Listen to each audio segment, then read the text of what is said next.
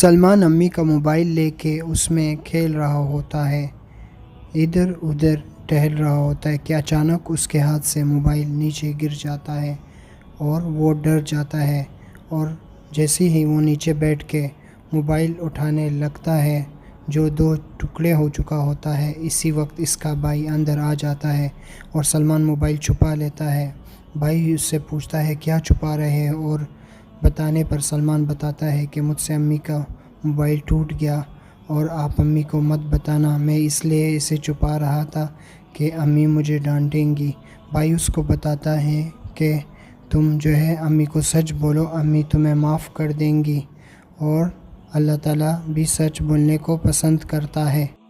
بھائی کی بات سن کر سلمان کہتا ہے کہ بھائی میں امی کے پاس جاؤں گا اور ان کو سچ بتاؤں گا اور ان کو کہوں گا کہ میں نے آپ کا موبائل جو ہے وہ توڑ دیا ہے۔ سلمان امی کے پاس جاتا ہے اور امی کو کہتا ہے کہ امی میں آپ کے موبائل میں کھیل رہا تھا اور آپ کا موبائل مجھ سے ٹوٹ گیا ہے۔ جب امی کو سلمان یہ بات سچ بتاتا ہے تو امی اسے کہتی ہیں کہ بیٹا موبائل ٹوٹ گیا، لیکن آپ نے سچ بول کے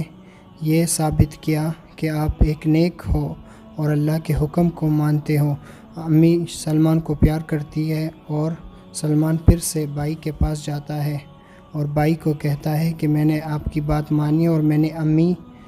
کو موبائل دکھا دیا اور ان سے معافی مانگ لی۔ بھائی اس کو کہتا ہے کہ ہمیشہ سچ بولنا، کیونکہ اللہ سچ کو پسند کرتا ہے اور اللہ تعالیٰ